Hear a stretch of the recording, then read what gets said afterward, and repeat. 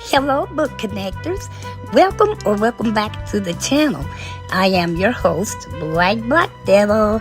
Visitors, should you happen upon the channel, feel free to join us. We'd love to have you here. Hello again, book connectors. I just wanted to welcome you back to the channel. And I just wanted to say first and foremost, I am loving the engagement this one video got since I posted it yesterday. I'm pretty sure it's probably about to die down, but trust and believe you me, I just did not expect the response that I got for this one. And with that being said, thank you all, book connectors, so much for hanging in here with me, checking from time to time to see if I had posted something. I am so sorry that I have not been doing so lately. I don't know what this is I'm going through. I wouldn't say I'm depressed. I'm not sad necessarily, but I've read so much and just didn't ever feel like putting a video together.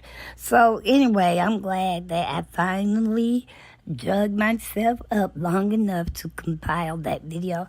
Every bit of it was worth whatever it is I was going through. So thank you, book connectors, all, one and all. I just thank you all so much for welcoming me back, and I hope I can continue to do you guys right, because I really enjoy what I do whenever it is I do it. So now, with that being said, I wanted to talk a little more in depth about some of the things I did mention in the video and some I didn't. Some of it, a lot of it, I guess, is just me wondering out loud or speculating, I guess. So let's start off with the biggest rumor. Well, I see it's a rumor. I wasn't there. I don't know. But, I told you all that when Aretha had her first child at the age of 12, some people apparently figured that her father was the father of her baby. And some of it, I guess, is because it has been, allegedly, it has been said that, he did impregnate a girl at the age of 12, and he was 22, 23 at the time. And I guess people just took that to mean that he just, he did not have a problem being with premature or less, a minor child, I guess is what I'm trying to say. I don't know. I just, something just won't let me believe that was the case. But now, aside from that rumor, allegedly, Clarence had kind of like a legendary temper. It's like it was just known that you did not want to feel his wrath, whatever that is. Okay, one of the books I read was by author David Ritz. I featured him in one of my About the Author segments a while back. And he was saying that in order for Aretha to agree to allow him to write a book, there were certain topics that he was not allowed to ask her or discuss with her. One of them, obviously, was that rumor about whether he was the father of her child. But another one was about how he would, he would be real quick-tempered. It is said, and since it is said, I'll still say allegedly, but he dated gospel singer Clara Ward, and they were together off and on for about 25 years. They were together from the time they met till she passed away. Aretha and Clarence were at her bedside when she died, but it is said that he used to be bad about jumping on that lady. I don't understand why, but that was one of the things. And then even Aretha said herself in another book that she disagreed, because she was an adult, young adult, but an adult nonetheless. She disagreed with something he wanted her to do. He wanted her to go in a different direction with her song, but she didn't want to do it. And so, allegedly, well, I don't see how that could be considered alleged, because Aretha said that herself. She said he winded up. Let me rephrase that. She said that she, quote, winded up getting slapped, end quote, by her father because she didn't agree with whatever it was going on. Now, I still don't know if things went his way or if he just, gave in or what. But it's just something about hitting an adult child. And I guess it's understandable why you might want to hit one of them. But I didn't pretty much care to know that somebody would do things like that. And now, he was real big into the civil rights movement. A lot of people kind of didn't care for it. They felt like he was inauthentic simply because he liked music of all genres. Outside of gospel, he was a big fan of jazz and bluesy type stuff. A lot of people didn't like that, and there's still some people like that to this day. I don't understand why, but anyway, it's something like that. But am I the only one? Did anybody ever know that when she got pregnant and gave birth to children, she was 12 with the first one and 14 with the second one? She didn't mention the name of either father. I wonder why everybody was so caught up in saying that Clarence was the father of the first child, but nobody bothered to guess at who the father of the second child was, because Aretha sure didn't say. I don't know, that was just something I thought about afterwards. But she just never did stop doing whatever it was she was doing. She dropped out of school after she had that last baby, and the father didn't seem to have a problem with it. I don't know. It's just some stuff I just didn't understand about her story. But overall, I really walked away after reading every last one of these with the same conclusion, and that is Aretha really wore her heart on her sleeves. She really did. And someone said yesterday that she was ahead of her time. Well, she was a little bit ahead of nighttime as well. I knew the name of Aretha. I knew her voice when I heard it.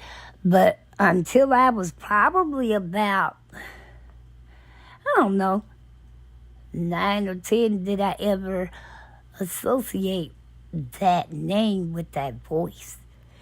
Let me see. I tell you, I was a little bit older than that because my aunt passed away. And when she passed, her daughter, my mom took custody of her daughter. And so, she moved in or whatever. Her daughter was 12 when she died.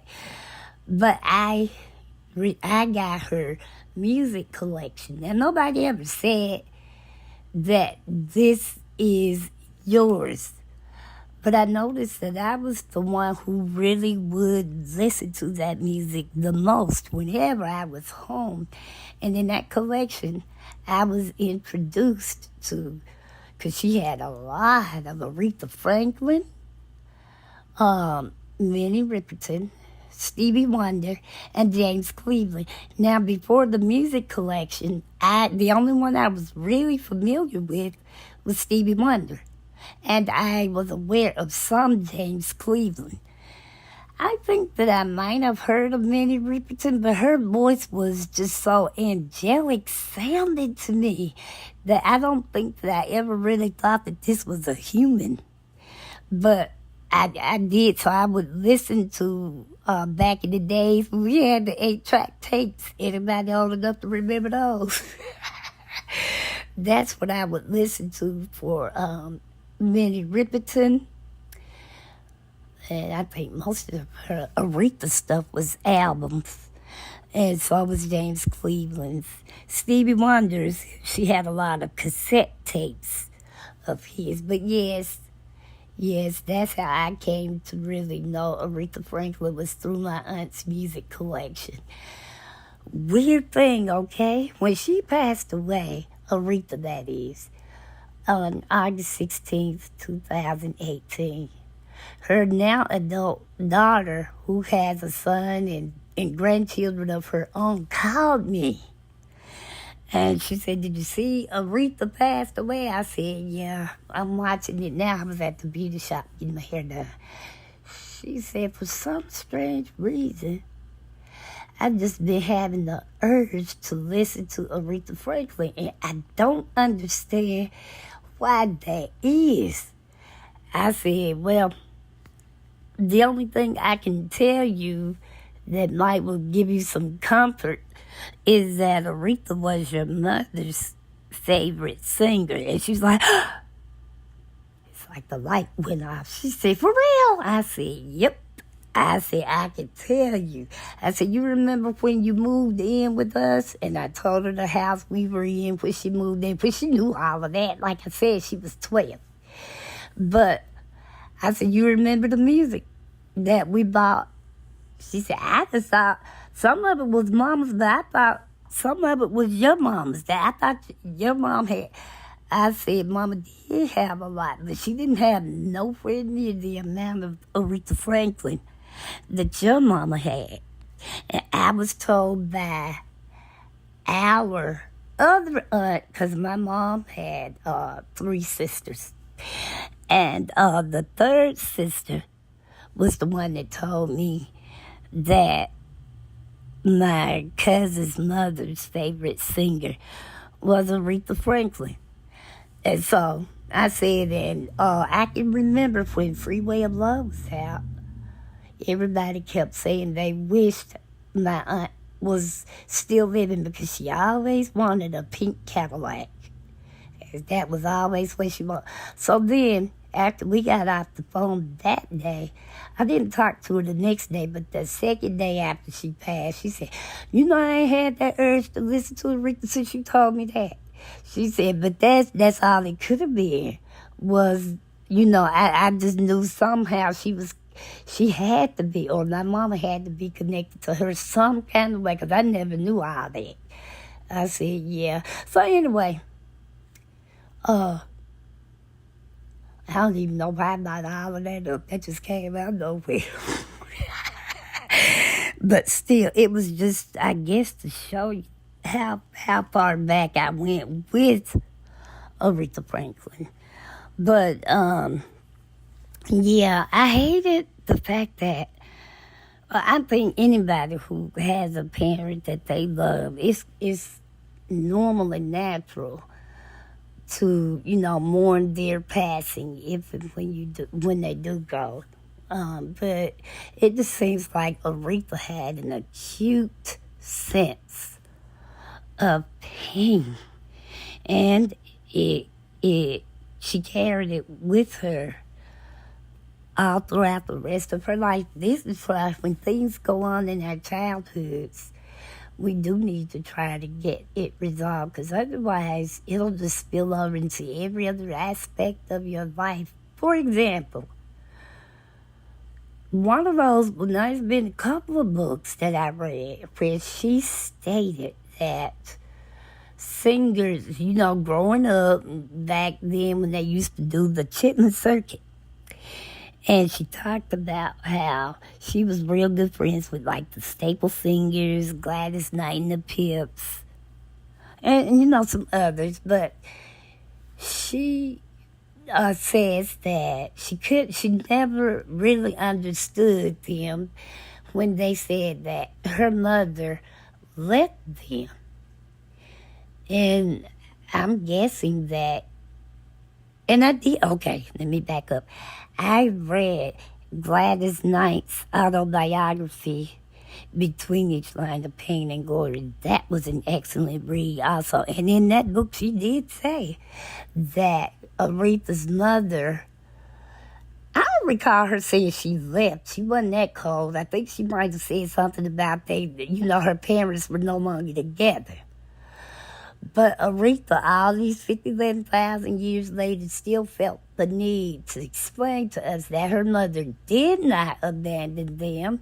In fact, she did have them on summer breaks.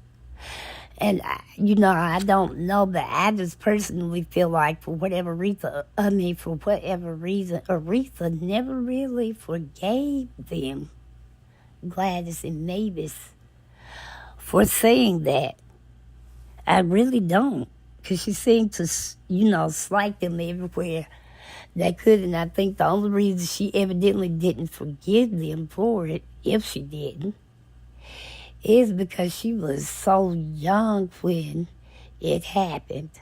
She was younger when her parents did separate, and she was still young when she lost her mother. And so she never really got a chance to sit down and talk to her mom because her mom was no longer there. And the fact that Aretha was so sensitive that the sisters, a lot of times, if they heard the parents arguing, they would deliberately stage arguments to try to crowd out the parents arguing because they did not want Aretha to hear, if it was any words being said, licks passed, whatever. They did what they could to drown that out and stuff. And that's bad. That's really bad. And in one of those biopics I watched, they were laughing about something, and then they said their mom used to cry about something, and Aretha said, Mama never did cry about such and such. And that's when they looked at each other, and when I say they, I'm speaking of her sisters, Irma and Carolyn. Aretha was the middle one. But they looked at each other and they were like, Riri. And then that's when they told her, a lot of times they would argue, and Irma and Carolyn would just argue louder, trying to shield Aretha from their parents bickering back and forth.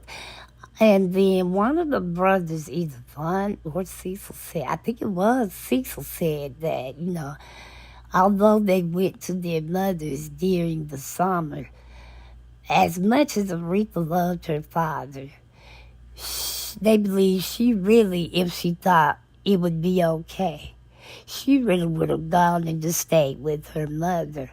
However, his legendary temper, it was something that happened because I never really saw anything or read anything where it said he was physically abusive to them. But I guess whoever he was being physically abusive with, they saw that.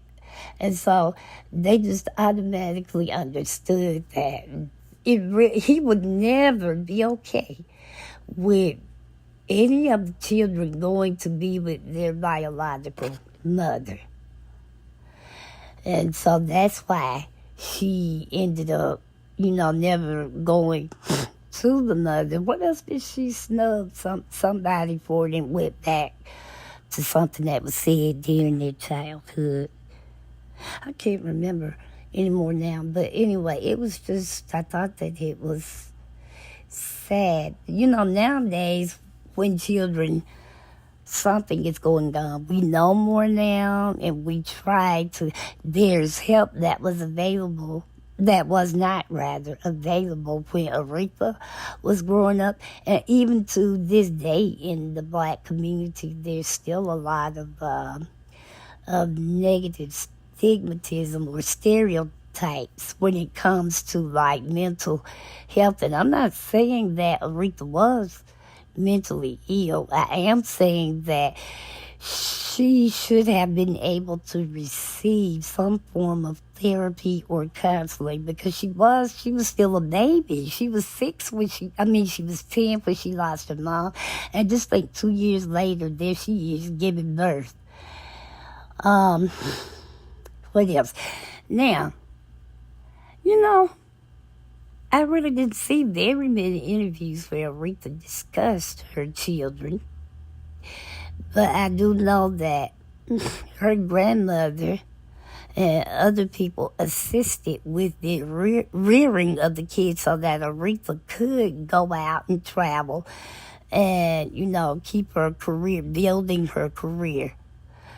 But in one of these books I read where it said that the oldest son, Clarence, he was living primarily in some kind of a facility for people with mental issues.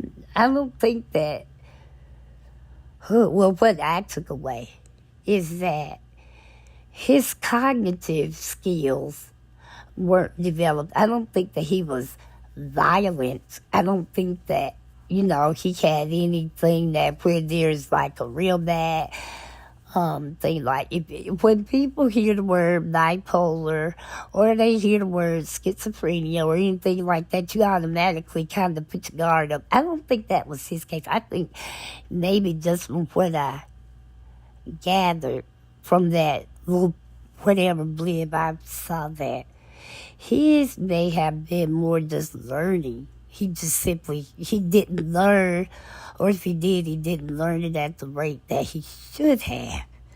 So now, here we are almost 8 years since Aretha passed. And when she died, initially, there didn't seem to be a will. Well, eventually in the last year or so now, maybe closer to 2 years now, not only was a will found, but it was 2 and some say 3. But in the wills, no matter the number of them, only one of them had been notarized. But in each will, they are still arguing, or maybe they finally just settled it, I believe, whatever the case may be. Because in each one of the wills, the only thing she seemed to have been constant about is to make sure provisions were there financially so that Clarence could continue living the way he was living. So he was in some sort of a facility, so she just wanted to make sure that, he continued getting the care that he was receiving. So that was that. And unfortunately, the other 3 sons were arguing over what they felt she meant, because one of those wills seemed, one in particular seemed to favor one son over the other 3. The other 2, because like I said, she'd already made provisions for Clarence. So one of the wills seemed to have favored her youngest son, Kickoff.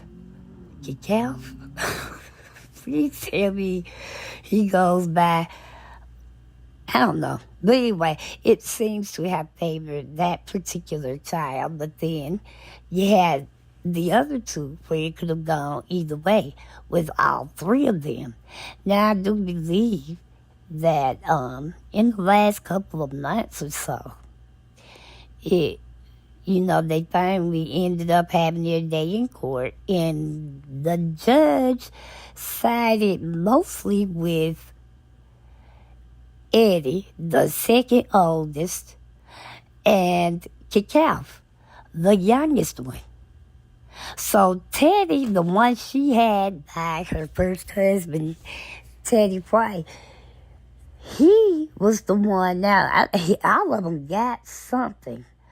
But I do believe from what I can remember seeing, that the majority of it was determined to go between Eddie and Cacao. I don't know if Teddy will repeal it. Did I say repeal? I don't know if Teddy will appeal it. I don't know yet just what that means or how that will look. But right now, I know that the family supposedly is okay, because the niece, Sabrina Owens, Irma's daughter, she was listed in the will some kind of way as like an executor or whatever, but she stepped down. I guess she just knew she didn't feel like her aunt would want her to be in the middle of her children's squabbles or anything. I don't know what they'll end up doing, but let me see. Is there anything else I want? Okay, we talked about Clarence. We talked about this, that, and the other. But, yeah, getting back to his oldest daughter, Carl or Carol, I often wonder sometimes, do these people really have relationships with their okay, just take it as not an example, just look at Michael Jackson's father, Joseph Jackson. He fathered a child outside of the marriage. She's grown now. And according to her, Joe's oldest daughter, Rebe, is the only one of them that was friendly towards her. And I was looking at some interviews, she said Janet especially was the meanest to her. And so I took all of that to mean that there's really pretty much not a relationship. Yeah, they know who she is and she knows who they are. And I don't know, I don't feel like they should be required to have a positive relationship with the lady. But I don't feel like she should be snubbed either. If you say something about, I don't know why anybody would mention her to any of them, but, I just say, yeah, that's my dad's sister, and I believe I just keep it pushing if there was no relationship there. And so I just thought about that when I saw it. And then Carl outlived every last one of the children between Clarence and Barbara. Shoot, she outlived Barbara's son, her stepbrother, Vaughn. I wish I could find some info on her just to see how her life turned out, because I think she was like 70. She was born in 1940 and passed away in 2019. I think she was like 78 when she passed away. But anyway, book connectors, I hope that I said all I didn't say in the video yesterday. And you know what I like so much about not only just the engagement, it was the fact that a couple of people named their favorite songs by her. That was fun to see, because when I saw Until You Come Back to Me, I was like, oh yes, this is really making my day, because that was one of the songs that I really can remember playing over and over and over and over. And I always wondered why it never really charted. But yes, that was one of my favorite songs. And then her latter stuff, I loved Who's Zooming Who? I loved A Rose Is Still a Rose. Now, she worked with Lauryn Hill on that one from the Fugees. But then that Who's Zooming Who, she worked with Luther Vandross. I don't think Aretha was the easiest person to get to know, despite what you may have seen in interviews, because in those books, baby, she gave it to them. She gave them the business, even when her career had stalled, and she was trying to find things, songs and material to, put an album together. Aretha still wanted it done her way. Even Luther Vandross in his book said, when he approached Aretha, he, introduced himself and he called her Aretha. No, it's Mrs. Franklin. She made, what's the main producer that had her when she was at Columbia? Atlantic Records. Oh, Jerry Wexler. I do believe Jerry probably knew her better than anybody outside of her family. She seemed to be able to let her guard down with him for a while, but even with that, she still argued. She just argued all the time with somebody, baby. She gave them the business, but one time she and Luther were working together. And Luther at the time was in his prime. He was in his heyday. And he made some kind of remark, something to the effect of, do you know who I am, or do you know who you're working with? I have the #1 album, blah, blah, blah. But that didn't faze Riri, baby. Nah, she gave it right back to him. You may have the #1 album right now, but how many #1 albums do you have? How many Grammys do you have? She got so mad that allegedly she walked out and she was just going to scrap the whole album. So after Jerry felt like she had calmed down enough, he convinced her to go ahead and give Luther another shot. Another producer that worked on her albums back in the mid-'80s was Narada Michael Walden. And I probably just butchered his name. But he had done a lot with people like the group Chic. He worked a lot with Nile Rodgers. He was just well known. And he was the one that did like the Jump to It and the Freeway of Love. That whole album, he worked a lot with Aretha. And it did bring her back out. It made her known to younger people. Like, I have a daughter that's 30. Well, Aretha is still out of her stratosphere. She couldn't tell you anything about Aretha Franklin. I have one 18, so common sense gonna tell you. If she doesn't know if the 30-year-old don't know Aretha, neither does the 18-year-old. But you got people like, I would say, from 45 to, and up.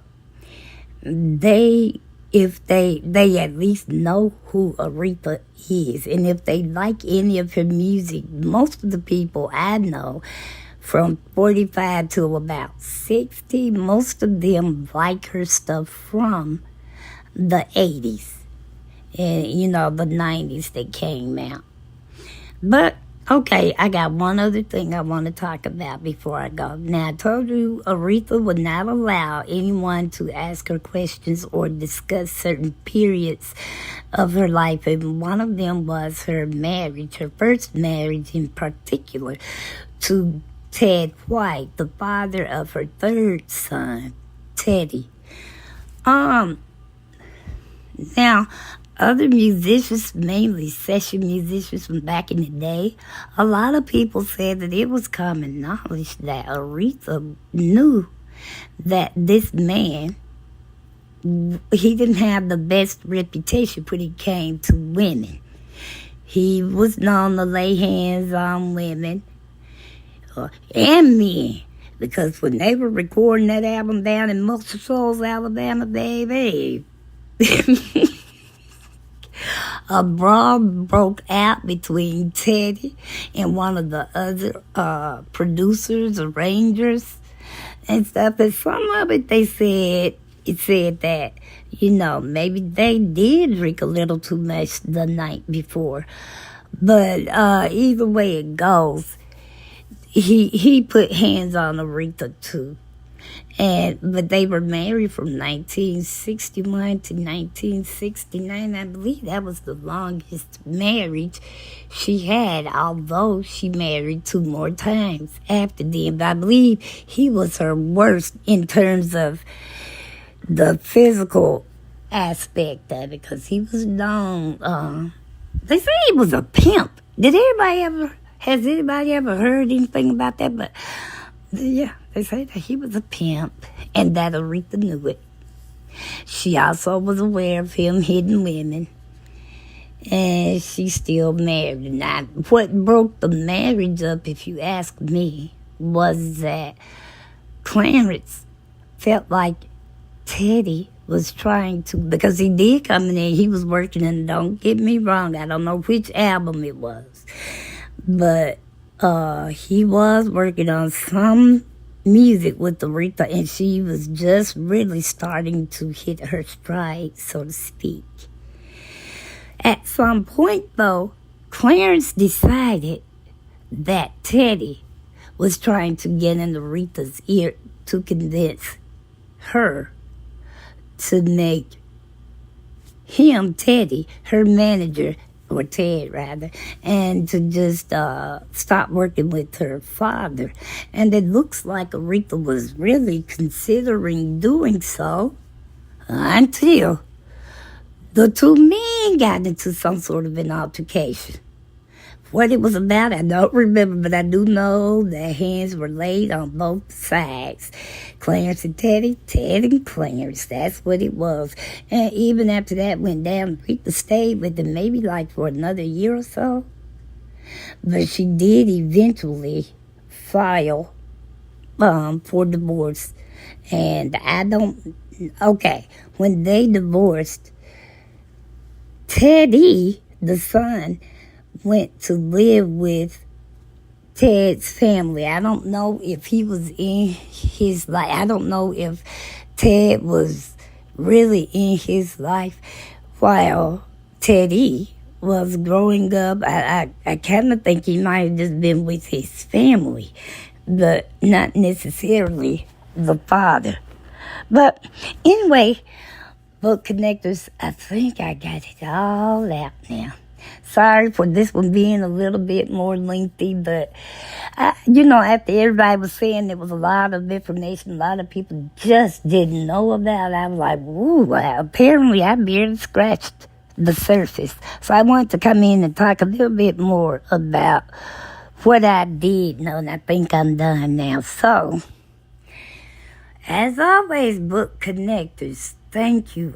Subscribers, thank you for being subscribed. Really, I do. Visitors, like I say at the beginning, if you happen upon the channel, feel free to join us. We really would love to have you here. More people, more opinions. I love it.